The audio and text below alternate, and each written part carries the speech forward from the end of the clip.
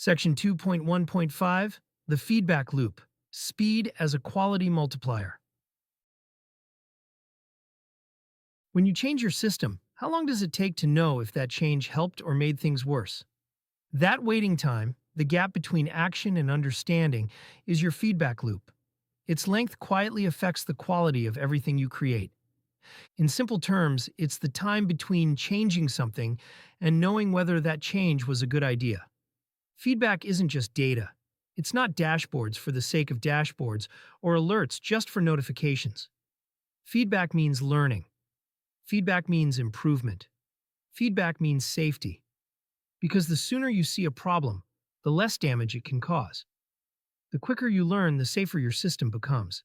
This leads us to the core idea here. In DevOps, speed does not lower quality. Speed increases it. That's why feedback is called the second way of DevOps. These ways are simply three principles that describe how high-performing DevOps teams behave. The first way is about flow, moving work from idea to production. The second way focuses on feedback, making sure we're moving in the right direction. The third way is about experimentation, improving over time. Feedback connects all three. It bridges the gap between what we do and what actually happens. You change something. You deploy it. You observe the system. You learn what happened. Then you improve. When this cycle runs quickly, mistakes stay small, fixes are cheap, and learning builds up. When it runs slowly, problems grow quietly, fixes become difficult, and learning stalls. This shows why speed and quality are not opposites. They are partners. Let's look at today's reality. In recent years, AI coding assistants have dramatically sped up development. Across many real-world teams and studies, the same picture keeps appearing. Productivity increases of 20 to 50%. That means more code, more changes, and more movement through the system. Here's the risk. When feedback is slow, faster code generation becomes dangerous. Problems aren't detected early. Issues accumulate. Failures spread quietly through the system. AI increases output, but learning can't keep pace. That's when speed turns from an advantage into a risk. With fast feedback loops, the situation flips. AI becomes a force multiplier. Issues are identified soon after they appear. Quality improves instead of declining. Delivery becomes safer, not riskier. AI alone doesn't create safety. Fast feedback does. You see this pattern again and again in teams that consistently perform well.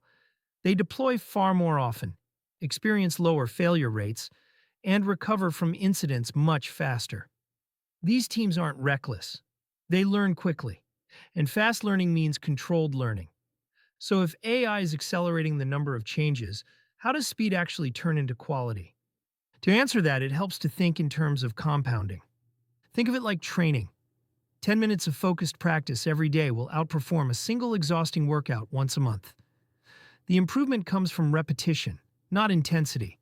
Feedback works the same way. Imagine each feedback cycle improves your system by a small amount. Say 5%. If you only manage a few slow cycles per year, improvement is limited. But if you compress that loop and run it many times, learning adds up quickly. By shortening the time between action and understanding, overall quality grows exponentially. The point isn't the percentage, the point is how often learning happens. In this sense, speed isn't about rushing. It's about minimizing the distance between cause and effect. This kind of fast learning loop isn't new. It exists anywhere decisions matter. At the center of this idea is a simple loop. In military strategy, it's known as the OODA loop: observe, orient, decide, act. In DevOps, it looks like deploying changes, monitoring behavior, analyzing signals, fixing issues, and iterating. This cycle keeps systems honest, and the faster it spins, the safer everything becomes. You can clearly see the difference between slow and fast feedback in real life. In slow loops, alerts arrive late, problems linger, and retrospectives turn into blame sessions. Morale drops. Burnout rises. AI outputs go mostly unverified, and architecture slowly deteriorates. In fast loops, telemetry reacts quickly. Issues are resolved early, teams learn together, failures stay small, and trust builds. AI outputs are validated in context, leading to natural quality improvement. This is why speed is not chaos. Speed is intelligent iteration. So how do teams actually create fast feedback loops? It starts with observability, not just collecting metrics, logs, and traces, but truly understanding them. Monitoring tells you that something is wrong. Observability helps you understand why it is happening. One reacts, the other explains. Signals must be visible, meaningful, and shared. Automation comes next. Continuous integration and deployment pipelines, automatic rollbacks, and AI-assisted alerting reduce human delays.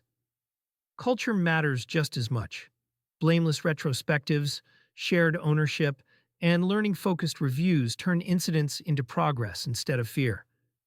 There's also a crucial shift in timing. The sooner problems are detected, the safer the system becomes. In modern systems, especially as AI increases the number of changes, this often means spotting issues seconds after deployment instead of minutes or hours later. AI ops tools now help identify anomalies before humans would even notice them.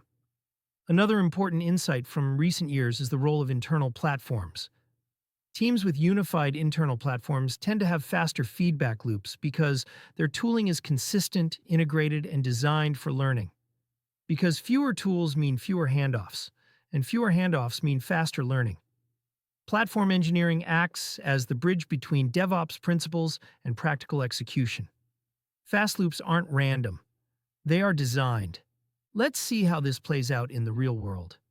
Netflix deliberately introduces controlled failures through chaos engineering, using fast feedback loops to understand how their systems behave under stress.